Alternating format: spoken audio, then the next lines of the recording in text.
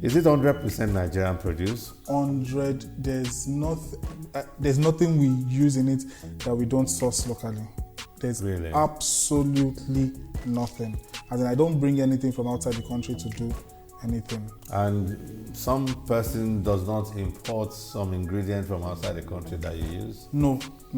The truth about it is in the technicality to it is in the process. Understanding how to convert the raw.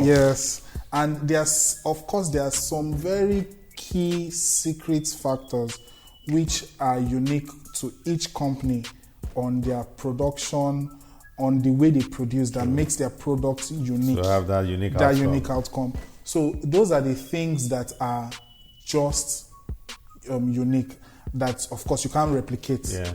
Everybody has even palm. The gari that we eat. Exactly. So I can understand that. That's exactly what it is.